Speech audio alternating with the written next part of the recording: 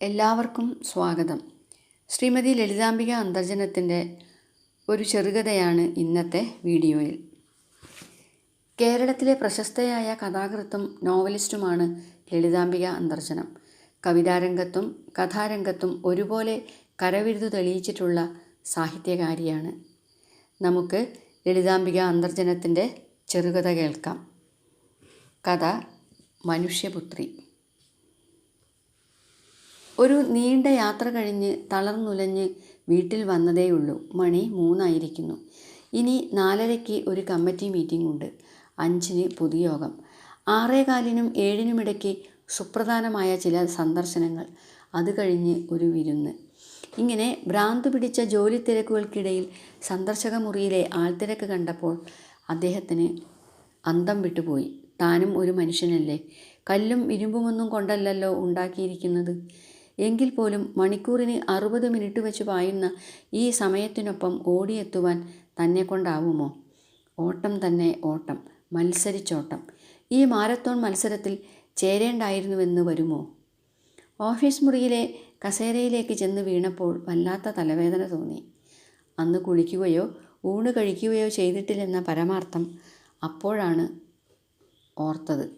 നിത്യജീവിതചര്യകളിൽ കൃത്യത പാലിക്കുവാൻ തനിക്ക് കഴിയാറില്ല. ആഹാരം, നിദ്ര, വിശ്രമം ഒക്കെ എപ്പോഴെങ്കിലും അപ്പോൾ എന്നേയുള്ളൂ. എന്തിന്? കാണാൻ കൊതിച്ചുണ്ടായ കുഞ്ഞിനെ ഒന്ന് നേരെ ചൊവ്വേ കാണാൻ പോലും സമയം കിട്ടാറില്ല. ഒരു പൊതുജന സേവകൻ്റെ ജീവിതമാണ് ഇത്. പൊതുനേതാവിൻ്റെ ജീവിതമാണ്. ആ സുഖവും അന്തസ്സും അനുഭവിക്കണമെങ്കിൽ ഇത്തരം ചില അസൗകര്യങ്ങൾ സഹിച്ചേ തീരൂ എന്നറിയാം. അതുകൊണ്ടാണ് സ്വീകരണ മുറിയിലൂടെ അകത്തേക്ക് നടന്നപ്പോൾ ഉള്ളിൽ വന്ന ദേഷ്യം കടിച്ചമർത്തി പുഞ്ചിരിക്കേണ്ടവരോട് പുഞ്ചിരിക്കുകയും കുശലം പറയേണ്ടവരോട് കുശലം പറയുകയും ചെയ്തത്. എന്നാലും സന്ദർശക കാർഡും കൊണ്ടുവന്ന സെക്രട്ടറിയോട് അലറി, പോകൂ, ആ തൊഴിലില്ലാത്തവരോട് പോയി പറയൂ, എനിക്കിന്ന് ആരെയും കാണാൻ സമയമില്ല, എനിക്കിന്ന് സുഖമില്ല, ഇത് സന്ദർശന സമയമല്ല, നാളെ രാവിലെ 8 മണിക്ക് വരാൻ പറയൂ. സെക്രട്ടറി ഉള്ളിലൂറിയ ചിരി അടക്കിക്കൊണ്ട് ക്ഷമാപൂർവം കാത്തുനിന്നു. എത്ര കോപിച്ചു ചാടിയാലും അവരെ ഓരോരുത്തരെയായി വിളിച്ച് കുശലം ചോദിച്ചതിന് ശേഷമേ അദ്ദേഹം ഊണ് കഴിക്കുകയുള്ളൂ എന്ന് അയാൾക്കറിയാം. ചിലപ്പോൾ ഊണ് കഴിക്കാതെ തന്നെ മീറ്റിങ്ങിന് പോയെങ്കിലുമായി. അങ്ങനെയല്ലെങ്കിൽ അദ്ദേഹത്തിന് പൊതുജന നേതാവാകാൻ കഴിയുമായിരുന്നില്ലല്ലോ. അന്നും അങ്ങനെ തന്നെ സംഭവിച്ചു.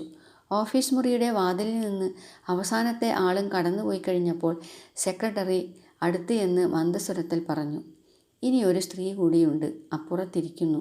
വളരെ ദൂരെ നിന്ന് വന്ന വളരെ പാവപ്പെട്ട ഒരു സ്ത്രീ. അവർക്ക് അവിടത്തെ തനിച്ച് കാണണമെന്ന് പറഞ്ഞതുകൊണ്ടാണ് ഇതുവരെ വിളിക്കാത്തത്.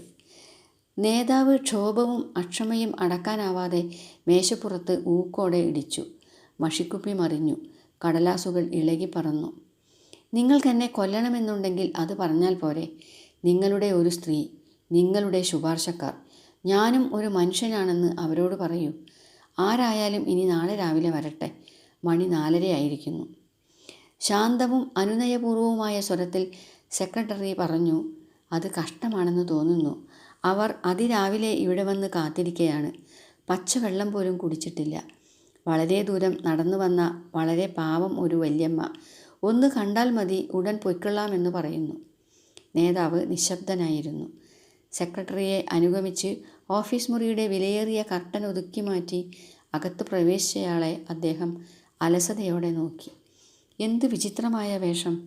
മൂടിപ്പുതച്ച മുണ്ട്, മുഷിഞ്ഞ കുട, ഊഞ്ഞാലാടുന്ന കാതുകൾ. 18-ാം നൂറ്റാണ്ടിൽ നിന്ന് കടന്നു വന്ന ഒരു കഥാപാത്രത്തെപ്പോലെ അവർ ആ വലിയ മുറിയുടെ മൂലയ്ക്ക് പരിങ്ങി നിന്നു. പിറകിൽ കാൽമുട്ടുകൾ പിടിച്ചുകൊണ്ട് 6-7 വയസ്സായ ഒരാൺകുട്ടിയും. നേതാവ് അത്ഭുതപൂർവ്വം നോക്കി. അദ്ദേഹം എന്തോ ആലോചിക്കുകയായിരുന്നു. ഭൂതകാലത്തിൻ്റെ ഇരുളിൽ നിന്ന് ഏതോ പരിചിത രൂപം ഓർത്തെടുക്കാൻ എന്ന പോലെ. ഏതോ ഒരു ഛായ, ഏതോ ഒരു സംശയം. പെട്ടെന്ന് അദ്ദേഹം എഴുന്നേറ്റു. ആഗതയായ ആ സ്ത്രീ അപ്പോഴും നിലത്ത് കണ്ണും നട്ട് നിശബ്ദം നിൽക്കുകയായിരുന്നു. നേതാവ് മനക്ഷോഭം അടക്കിക്കൊണ്ട് സാവധാനം പറഞ്ഞു, ഇരിക്കൂ. എവിടെ നിന്നാണ് വരുന്നത്? എന്തു വേണം? എനിക്ക് കുറേ തിരക്കുള്ള സമയമാണ് ഇപ്പോൾ. വേഗം കാര്യം പറയൂ. ആഗതയായ സ്ത്രീ തല ഉയർത്തിയപ്പോൾ പുതപ്പും കൊണ്ട് ഊർന്നു വീണു. അമ്പരപ്പും പരിഭ്രമവും കൊണ്ട് അവരാകെ വിറച്ചിരുന്നു. കാതരവും കുലീനവുമായ മിഴികളിൽ നീർ നിറഞ്ഞു തുളുമ്പി. മന്ത്രം ജപിക്കുന്ന സ്വരത്തിൽ അവർ മുഴിഞ്ഞു. ഇരിക്കണില്ല ഗോവിന്ദൻകുട്ടി, ഇരിക്കണില്ല. ഇപ്പം പൊക്കോളാം. ഒന്ന് കാണണമെന്നേ ഉണ്ടായിരുന്നുള്ളൂ. ഗോവിന്ദൻകുട്ടിക്ക് മനസ്സിലായില്ലേയിരിക്കും. മനസ്സിലാവില്ല ഇപ്പോൾ. പക്ഷേ വാക്കുകൾ പുറപ്പെടുവിക്കാൻ അവർ വല്ലാതെ ക്ലേശിക്കും പോലെ തോന്നി. നെറ്റിയിൽ നമസ്കാരമുദ്ര, കൈകളിൽ ഓട്ടുവളത്തഴമ്പ്. നേതാവ് താൻ അറിയാതെ പറഞ്ഞുപോയി, ഓ എൻ്റെ കുഞ്ഞാത്തോലമ്മ. അവർ പരസ്പരം നോക്കി ഒരു നിമിഷം നിന്നു. ചിരവിയുക്തനായ ഒരു മകനെ കാണുന്ന അമ്മയുടെ വികാരപ്രകർഷത്തോടെ അവരുടെ കണ്ണുകൾ അയാളെ തൊട്ടുഴിഞ്ഞുകൊണ്ടിരുന്നു. ആ നോട്ടത്തിൽ പരാതിയില്ല, പരിഭവമില്ല, അപേക്ഷകളില്ല. കേവലം സ്നേഹത്തിൻ്റെ വിനീതവും ആത്മാർത്ഥവുമായ വിശ്വാസദാർഢ്യം മാത്രം. ആ നെടുവീർപ്പിൽ കൂടെ ഒരു ജീവചരിത്രത്തിൻ്റെ ചുരുളുകൾ മുഴുവൻ കെട്ടഴിഞ്ഞ് നിലത്തു വീണു. താൻ മുമ്പ് ആട്ടിപ്പുറത്താക്കാൻ ഒരുമ്പെട്ട ദീനയും ദരിദ്രജനോചിത വേഷയുമായ സ്ത്രീയുടെ സാന്നിധ്യത്തിൽ തൻ്റെ സർവ്വ പരിപാടികളും ആ നേതാവ് വിസ്മരിച്ചുപോയി. എന്തൊരു അപരാധബോധമാണ് മനസ്സിൽ, എന്തൊരു വിഷാദഭാരമാണ്. നിത്യ പൂജാർഹമായ ആ ദേവീ വിഗ്രഹത്തെ തട്ടിമറിച്ചിട്ട പോലെ. അത് വെറും കല്ലായിരുന്നുവെന്ന് താൻ ഭ്രമിച്ചു. കല്ലുകൾക്ക് സുഖദുഃഖങ്ങളില്ല, അവ അടിച്ചുടയ്ക്കേണ്ടവയാണ്. അതിനുവേണ്ടിയുള്ള സമരത്തിൽ ജയിച്ചാണ് താൻ ഇത്രത്തോളം ഉയരത്തിൽ എത്തിയതെന്നും അയാൾ ഓർത്തു. പക്ഷേ നിരന്തരമായ പാദപ്രഹരത്താൽ ഉടഞ്ഞു ചിതറിയ ആ കൽക്കൂമ്പാരങ്ങൾക്കിടയിൽപ്പെട്ട് നിരാലംബയായി പിടയുന്ന മനുഷ്യജീവികളുടെ കാര്യം താൻ എന്തേ മുമ്പേ ഓർക്കാതിരുന്നത്? ചോര ചിതറാത്ത മുറിവുകൾ, കരിയാത്ത വേദനകൾ, പൊരിഞ്ഞു മരിച്ചാൽ പോലും ഒരരിമണി യാചിക്കാത്ത വയറുകൾ. ഈ മഹായജ്ഞത്തിൽ കുരുതി കഴിക്കേണ്ടുന്ന പശുക്കളിലൊന്ന് ഇതാ തൻ്റെ മുമ്പിൽ നിൽക്കുന്നു, സ്നേഹാനുഭവങ്ങളുടെ അനുഗ്രഹപൂരം വർഷിച്ചുകൊണ്ട്. ക്രൂശിതയായ ഈ മനുഷ്യപുത്രിയുടെ മുമ്പിൽ താൻ ആകെ ചെറുതായി വരുന്നതുപോലെ അയാൾക്ക് തോന്നി. ഇപ്പോൾ താൻ മഹായോഗത്തിൽ പ്രസംഗിക്കേണ്ട നേതാവല്ല, കമ്മിറ്റികളിൽ പങ്കുകൊള്ളുന്ന വിദഗ്ധനുമല്ല. അങ്ങ് ദൂരെയൊരു കുഗ്രാമത്തിൽ ഒരു ചെറിയ വീട്ടിൽ മാമ്പഴം പെറുക്കിയും കാര കളിച്ചും കുളം ചാടിയും തിമർത്ത് നടക്കുന്ന ഒരു ചെക്കൻ. അച്ഛൻ ചെറുപ്പത്തിലേ മരിച്ചിരുന്നു. അമ്മാവന്മാർ പിരിയുകയും ചെയ്തു. കഷ്ടിച്ച് കഴിഞ്ഞുകൂടുവാനുള്ള വകയുണ്ടാക്കുവാൻ അമ്മ എത്ര പ്രയാസപ്പെട്ടിരുന്നു. മകനെ പഠിപ്പിച്ച് ഒരു നിലയിലാക്കുക എന്നതായിരുന്നു അവരുടെ ലക്ഷ്യം. അവൻ പഠിച്ചു. പ്രൈമറി ക്ലാസുകൾ മുഴുവൻ കടന്നു കയറിയത് ഒറ്റച്ചാട്ടത്തിനായിരുന്നു. മനക്കിലെ കുഞ്ഞാത്തോല് അമ്മയോട് പറയാറുള്ളത് അയാൾ ഓർത്തു. ഗോവിന്ദൻകുട്ടി ബുദ്ധിയുള്ളോനാ ലക്ഷ്മി, ഓൻ ഒരു നിലയിലെത്തും. അമ്മ സങ്കടത്തോടെ പറയും, എങ്ങനെയാ കുഞ്ഞാത്തോലെ പഠിപ്പിക്കുക? വയറിന് തന്നെ കൊടുക്കാനില്ലാത്തപ്പോൾ ബുക്ക്, പെൻസിൽ, പുസ്തകം എന്തെല്ലാം ഒരു കൂട്ടം വേണം ഓന് സ്കൂളിൽ പോണെങ്കിൽ. കുഞ്ഞാത്തോല് എന്തോ ആലോചിക്കും പോലെ തോന്നി. അത് സാരമില്ല ലക്ഷ്മി, ഒക്കെ വഴിയുണ്ടാവും. തേവാരത്തിനുള്ള പൂവ് കൊണ്ടുവരാമോ മിടുക്കന്? ചില്ലറ ഞാനും ഉണ്ടാക്കാം. കരുണാമയിയായ ഒരു ദേവിയെപ്പോലെ അവർ തൻ്റെ നേരെ നോക്കി. ആ മുഖം ഒരു ദേവിയുടെ ഛായയിലേ തനിക്കോർക്കാൻ കഴിയുന്നുള്ളൂ. അമ്പലനടയിൽ വച്ചാണ് തങ്ങൾ അധികവും കാണാറ് എന്നതുകൊണ്ടാണോ? അതോ ചോറുരുളയും നീട്ടിപ്പിടിച്ച് അന്നപൂർണയെപ്പോലുള്ള ആ നിൽപ്പുകൊണ്ടോ? രാവിലെ കണ്ട കാടും മേടും ചാടി പൂജാപുഷ്പങ്ങൾ ഒരുക്കുമ്പോഴേക്കും നല്ല വിശപ്പുണ്ടാവും. ഉണ്ണികളുടെ പ്രാതൽ കഴിഞ്ഞിരിക്കും. തൈരും മാങ്ങാക്കറിയും കൂട്ടിക്കുഴച്ച് കുഞ്ഞാത്തോലമ്മയുടെ ഓട്ടുവളയിട്ട വെളുത്ത കൈപ്പടം കൊണ്ട് ഉരുട്ടിയെടുക്കുന്ന ഉരുള, അതേ അയാൾ നിറച്ചുണ്ടിട്ടുള്ളൂ. അമൃതിനേക്കാൾ രുചികരമായ ആ അന്നം അതിലും രുചികരമായ വാക്കുകളോടെ കുഞ്ഞാത്തോലമ്മ അവൻ്റെ കൈകളിൽ വെച്ചു കൊടുക്കുന്നു. അടുക്കൽ നിന്ന് വിങ്ങുന്ന അമ്മയോട് പറയും, കരയണ്ടാട്ടോ ലക്ഷ്മിക്കുട്ടി, ഓൻ പഠിച്ചു മിടുക്കനാവും. താഴത്തേടത്തെ വീട് ഓടിടിയിക്കുമല്ലോ ഓൻ. താഴത്തേടത്തെ വീട് ഓടിടിവിച്ചു. എങ്കിലും അത് കാണാൻ ലക്ഷ്മിക്കുട്ടി ജീവിച്ചിരുന്നില്ല എന്ന കാര്യം വ്യസനത്തോടെ അയാൾ ഓർത്തു. അമ്മയുടെ മരണശേഷം കുഞ്ഞാത്തോലമ്മ മാത്രമായിരുന്നു അവൻ്റെ ഏക സഹായം. അശരണനായ ആ കുട്ടിയിൽ അവരുടെ വാത്സല്യം കോരിച്ചൊരിയുകയായിരുന്നു. പലപ്പോഴും അവന് ചില്ലറ കൊടുക്കാറുണ്ട്. ദുർഗാപൂജയുടെ അട പ്രത്യേകമായി വെച്ചിരിക്കും. എന്നിട്ട് പറയും, ഉണ്ണിയെ കാട്ടണ്ടാട്ടോ, ഓന് വെച്ചിരുന്നതാണ്. കുറുമ്പന് എത്രയായാലും നിറയില്ല എന്ന് വെച്ചോളൂ. ഉദാരമായ ഈ ദാനങ്ങൾ ധർമ്മകൃത്യങ്ങളാണെന്ന ബോധം അവർക്കുണ്ടായിരുന്നുവോ? കുഞ്ഞാത്തോലമ്മയെ സംബന്ധിച്ചിടത്തോളം തൻ്റെ നിത്യജീവിതത്തിൻ്റെ ഒരത്യാവശ്യ ഘടകമായിരുന്നു ഈ കർത്തവ്യം. കൊടുക്കുവാൻ മാത്രമായി ജീവിക്കുകയായിരുന്നു അവർ.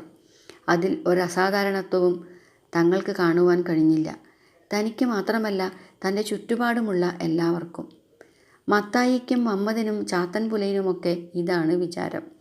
കൊടുക്കാൻ വേണ്ടി പിറന്നവരാണ് അവർ. അവരല്ലെങ്കിൽ പിന്നെ ആരാണ് കൊടുക്കുക? അങ്ങനെ ആ നാട്ടിൻ പുറത്ത് ഇതൊരു സാധാരണ പതിവ് മാത്രമായി. ദിവസവും അന്തിമയങ്ങിയാൽ മനക്കിലെ പടിപ്പുരയിൽ ഈ വിളി കേൾക്കാം. അത്താഴ പട്ടിണിക്കാരെങ്കിലും ഉണ്ടോ? ആരെങ്കിലും ഉണ്ടാവും. തങ്ങളുടെ പൊതുനെല്ലറയും പൊതുഭക്ഷണശാലയുമാണ് ആ സ്ഥലം എന്ന് അവകാശബോധത്തോടെ ആളുകൾ വിശ്വസിച്ചിരുന്നു. ഇതുകൊണ്ടൊക്കെ ആയിരിക്കാം ഗോവിന്ദൻകുട്ടി 10ാം ക്ലാസ് പാസ്സായി നാട് വിട്ടപ്പോൾ കുഞ്ഞാത്തോലമ്മയോട് ഒരു വാക്കുപോലും ചോദിക്കാതെ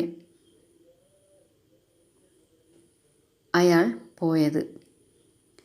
അപ്പോഴേക്കും അയാൾ വളരെ വളർന്നിരുന്നു. വളരെയധികം പുസ്തകങ്ങൾ വായിക്കുകയും പ്രസംഗങ്ങൾ കേൾക്കുകയും ചെയ്തിരുന്നു. സ്നേഹവും കടപ്പാടും നന്ദിയുമെല്ലാം കാപട്യമാണെന്നറിയത്തക്കവണ്ണം വർഗസമരത്തിൽ അറിവും നേടിയിരുന്നു. കുഞ്ഞാത്തോലമ്മയുടെ ദീർഘദർശനം സഫലമാക്കിക്കൊണ്ട് ബുദ്ധിമാനും ഭാഗ്യശാലിയുമായ ആ ചെറുപ്പക്കാരൻ പ്രസംഗപീഠങ്ങളിലൂടെയും പ്രതിനിധി സഭകളിലൂടെയും ഉയർന്നുയർന്ന് കയറി പൊയ്ക്കൊണ്ടിരുന്നപ്പോൾ ആ പഴയ നാട്ടിൻപുറത്തെപ്പറ്റി ഓർക്കാനേ നേരമുണ്ടായില്ല. വർഷങ്ങൾ കഴിഞ്ഞ് സംഭവഗതികൾ മാറിമറിഞ്ഞു. അസംഭവ്യമായത് സംഭവിച്ചാലും ആളുകൾ ഞെട്ടാതായി. ഇന്നാളാണെന്ന് തോന്നുന്നു, ഒരു സ്വീകരണ യോഗത്തിന് ആ വഴി പോകുമ്പോൾ അവിചാരിതമായി അയാൾ കണ്ടു. മനക്കലെ കൂറ്റൻ 16 കെട്ട് നിന്നിരുന്ന സ്ഥലം മുഴുക്കെ വെളുത്ത് കാട്ടുമുൾച്ചെടികൾ പിടിച്ചു കിടക്കുന്നു. അമ്പലക്കുളം ഇടിഞ്ഞു തൂർന്നു. പടിപ്പുര മാളികയുടെ മുഖപ്പ് മൂക്കുകുത്തി വീഴാറായിരിക്കുന്നു. കൂടെയുള്ളവർ പറഞ്ഞു, കൊടുത്താണ് കേട്ടോ ഈ ഇല്ലക്കാർ നശിച്ചത്. കാലം മാറിയത് അവർ അറിഞ്ഞില്ല. ആര് ചെന്നാലും സൽക്കരിക്കും. പാട്ടവും ജന്മിക്കരവും പിരിയാതായപ്പോൾ പറമ്പുകൾ വിറ്റ് അരി മേടിച്ചു. അതും തീർന്നപ്പോൾ കടമായി. പുരയുടെ കഴുക്കോലുകൾ ഊരി വിറ്റ് അവർ ദാനധർമ്മങ്ങൾ പുലർത്തി. അച്ഛൻ നമ്പൂതിരിയുടെ പിണ്ടത്തിന് മാത്രം 500 പര അരി വെച്ചുവത്രേ. ആ കടത്തിനു വേണ്ടിയാണ് ഇല്ലപ്പറമ്പ് പോയത്. ഉണ്ണിക്ക് വാദമാണ്. സ്കൂൾ ഫൈനൽ പാസ്സായ ഒരനുജനുള്ളത് ഉദ്യോഗം തേടി നിരാശനായി ഇപ്പോൾ ഏതോ പാർട്ടിയിൽ ചേർന്ന് അലഞ്ഞു നടക്കുന്നു. രോഗിയായ മകനെയും അയാളുടെ കുട്ടികളെയും കൊണ്ട് കുഞ്ഞാത്തോലമ്മ അകലെ എവിടെയോ ഒരു ദേശവഴിയിലുള്ള ചെറിയ വീട്ടിലേക്ക് താമസം മാറ്റി. അതും ഒരു പഴയ കുടിയാൻ്റെ കാരുണ്യം കൊണ്ടാണ് വീട് കിട്ടിയത്. ജന്മിത്വം തകർക്കണം എന്ന് ഉറക്കെ വിളിച്ചിരുന്ന അയാൾക്ക് തൊണ്ടയിടറി. ആരും തകർക്കാതെ തന്നെ അത് തകർന്നിരിക്കുന്നു. കുഞ്ഞാത്തോലമ്മയെ ചെന്ന് കണ്ട് കുശലം അന്വേഷിക്കണമെന്ന് അപ്പോൾ വിചാരിച്ചതാണ്. ആ ജീവിതം എങ്ങനെയിരിക്കും? പട്ടിണി കിടക്കാൻ പണ്ടേ പരിചയമുള്ള ഒരു കൂട്ടത്തിലാണ് കുഞ്ഞാത്തോലമ്മ. ഏകാദശി, പ്രദോഷം, തിങ്കളാഴ്ച ഇങ്ങനെ മാസത്തിൽ 20 ദിവസവും ഉപവാസമായിരിക്കും. അന്നൊക്കെ അവർ വളരെയധികം ആളുകൾക്ക് വെച്ച് വിളമ്പി ഊട്ടുന്നു. വ്രതതാന്തമായ ആ മുഖത്ത് അപ്പോൾ സംതൃപ്തിയുടെ മന്ദസ്മരം വിരിയും. അവർ പാടും, ഏറിയ മോദാൽ മർത്യ സമൂഹേ കോരിക കൊണ്ടു വിളമ്പവളേ ജയ, സുന്ദരരൂപേ ഗിരിതനയെ ചെറു കുന്നിലമർന്നിടുമമ്മേ ജയ ജയ. ഒരു നാൾ അമ്മ ചോദിച്ചു, കുഞ്ഞാത്തോലമ്മേ, അടിയത്തിനൊരു സംശയം. അടിയങ്ങൾ പഷ്ണി കിടക്കുന്നത് ഇല്ലായ്മ കൊണ്ടാണ്, തിരുമനസ്സുകൊണ്ടോ? അതോ? ലക്ഷ്മി, കുഞ്ഞാത്തോലമ്മ സ്വല്പം ആലോചിച്ച് നിന്നിട്ട് പറയുന്നു, അത് ഇല്ലാണ്ടാവാതിരിക്കാനാ, ഇല്ലാത്തവരുടെ ദുരിതമറിയാനാ. ദാരിദ്ര്യം ഒരു കഷ്ടം തന്നെയാണേ. ഒന്ന് നിരീച്ചു നോക്കൂ, കുട്ടികളിങ്ങനെ വിശന്ന് കരയുക, ഒന്നും കൊടുക്കാനില്ലാണ്ടാവുക. ഭഗവാനെ, ഇങ്ങനെയൊരു സ്ഥിതി ആർക്കും വരുത്തല്ലേ. തൻ്റെ സങ്കല്പത്തിലുള്ള ഏതോ മഹാശക്തിയെ ധ്യാനിച്ച് അവർ തൊഴുതു. ഇത് കണ്ടാൽ കാണുന്നവരും തൊഴുതുപോകും. ഇങ്ങനെ നിത്യ തപസ്വിനിയും നിത്യൈശ്വരദായിനിയുമായ കുഞ്ഞാത്തോലമ്മയാണിപ്പോൾ. നേതാവിന് തല ചുറ്റുന്ന പോലെ തോന്നി. പുറമേ മീറ്റിങ്ങിന് പോവാനുള്ള കാർ ഹോണടിച്ച് തളരുന്നു. സെക്രട്ടറിമാർ അക്ഷമരായി എത്തി നോക്കുകയാണ്. ഒരക്ഷരം മിണ്ടാതെ എന്നാൽ വളരെയധികം മനസ്സിലാക്കിക്കൊണ്ട് പരസ്പരം കണ്ണുകളിൽ ആശ്ലേഷിച്ച് മതിമറന്നു നിന്നു ആ അമ്മയും മകനും. അമ്മ പറഞ്ഞു, ഗോവിന്ദൻകുട്ടി ക്ഷമിക്കൂ കേട്ടോ, വല്ലാത്ത ശല്യമായിരിക്കും. ലക്ഷ്മി മരിക്കാൻ കാലത്ത് പറഞ്ഞായിരുന്നു എൻ്റെ ചെക്കന് കുഞ്ഞാത്തോലെ അനുഗ്രഹമേ ഉള്ളൂന്ന്. സന്തോഷമായി, എനിക്ക് ഏറെ സന്തോഷമായി. ഉണ്ണിക്ക് ഒരു ഗുണം വരണേനൊപ്പം തൃപ്തിയായി എന്ന് വയ്ക്കുക. അല്പം നിർത്തി സംശയിച്ചുകൊണ്ട് മടിച്ച് അവർ തുടർന്നു. ഉണ്ണി കിടപ്പിലായിട്ട് 8 കൊല്ലം കഴിഞ്ഞു. ഇല്ലൊക്കെ നശിച്ചു. അനിയൻ പഠിച്ചു പാസ്സായിട്ട് ഏറിയ ജോലി തെണ്ടിയെന്ന് വയ്ക്കുക. മുന്തിയ ജാതിക്കാർക്ക് ഇപ്പോൾ പഠിപ്പും ഉദ്യോഗമൊന്നും പാടില്ല എന്ന് പറയണ കേട്ടു. സഭയോ പ്രസംഗമോ ഒക്കെയായി ഓനങ്ങനെ പോയി. ഒരു പെൺകിടാവുള്ളത് പുര നിറഞ്ഞു നിൽക്കുന്നു. ഗോവിന്ദൻകുട്ടിയെ കണ്ടാൽ ഒക്കേനും വഴിയുണ്ടാവുന്നേ ആളോട് പറഞ്ഞത്. ഒരു നെടിയ നെടുവീർപ്പോടെ തൻ്റെ പൗത്രനെ അവർ മുമ്പോട്ട് നീക്കി നിർത്തി. മെല്ലെ, വളരെ മെല്ലെ പറഞ്ഞു, ഒന്നുമില്ലെങ്കിൽ ഈ ഉണ്ണിയെ സ്കൂളിൽ ചേർത്ത് തരുക. ഉച്ചക്കഞ്ഞിയെങ്കിലും കിട്ടൂലോ ഭഗവാനെ. ഗുരുവായൂരപ്പ രക്ഷിക്കണേ. നേതാവ് ഞെട്ടിത്തെറിച്ച് നിന്നുപോയി. അന്നപൂർണേശ്വരിയായ കുഞ്ഞാത്തോലമ്മയുടെ കുഞ്ഞുമകന് ഉച്ചക്കഞ്ഞിക്ക് വേണ്ടി ഇരക്കേണ്ടതായി വന്നിരിക്കുന്നു. ദാനധർമ്മങ്ങളുടെ ഫലം നശിച്ചിരിക്കുന്നു. ആഭിജാത്യ കൊട്ടാരം തകർന്നിരിക്കുന്നു. അയാളുടെ കണ്ണീർ ചിറപൊട്ടി ഒഴുകി. കുഞ്ഞാത്തോലമ്മയുടെ മുന്നിൽ കുനിഞ്ഞ് പാദപാംസുക്കൾ ഗ്രഹിച്ചുകൊണ്ട് പറഞ്ഞു, മാപ്പു തരൂ അമ്മേ, മാപ്പു തരൂ. ഗോവിന്ദൻകുട്ടി ദുഷ്ടനാണ്, പാപിയാണ്, നന്ദി കെട്ടവനാണ്. എന്നാലും അവിടുന്ന് അവനെ ശപിക്കില്ല. ആ ഇല്ലം തല്ലി തകർത്തത് ഞങ്ങളാണ്. പാട്ടം കിട്ടാതാക്കിയതും ഞങ്ങളാണ്. ഉണ്ണാനില്ലാത്തവർക്ക് വേണ്ടിയുള്ള സമരത്തിനിടയിൽ ചോറ് വിളമ്പിത്തന്ന കൈകൾ ഞങ്ങൾ മറന്നുപോയി. എന്നിട്ടും അവിടുന്ന് ഞങ്ങളെ ശപിക്കുന്നില്ല. പകരം ശാപത്തേക്കാൾ ശക്തമായ അനുഗ്രഹം കൊണ്ട് മൂടുകയും ചെയ്യുന്നു. അവിടുത്തെ മകനെ വീണ്ടെടുത്തു തരാൻ ഞാൻ ആളാവുമോ? ആ ഉച്ചക്കഞ്ഞി പോലും എൻ്റെ വരുതിയിലല്ല. പക്ഷേ ഒരപേക്ഷയുണ്ട്. അമ്മയില്ലാത്ത ഗോവിന്ദൻകുട്ടിക്ക് ഒരമ്മയാവണേ അവിടുന്ന്. ഈ സ്നേഹവും വാത്സല്യവും നിഷ്കപടതയും അടുത്ത തലമുറയ്ക്കും കൊടുക്കണേ. അവിടുത്തെ കോരികയിൽ മാത്രമേ അത് ഇന്നും നിറഞ്ഞിരിക്കുന്നുള്ളൂ. നേതാവ് തിരിഞ്ഞ് സെക്രട്ടറിയോട് പറഞ്ഞു, എൻ്റെ കാർ തിരിച്ചിട്ട് അമ്മയെ അതിൽ കയറ്റിയിരുത്തു. എന്നിട്ട് ഫോൺ ചെയ്യണം. ഒഴിച്ചുകൂടാത്ത ചില കർത്തവ്യങ്ങൾ ഉള്ളതുകൊണ്ട് എനിക്കിന്ന് പൊതുയോഗത്തിൽ വരാൻ സാധ്യമല്ല. ഞാനും ഒരു മനുഷ്യനാണ്, മനുഷ്യപുത്രിയുടെ മകൻ. ഈ വീഡിയോ ഇവിടെ പൂർണ്ണമാകുന്നു. നന്ദി, നമസ്കാരം.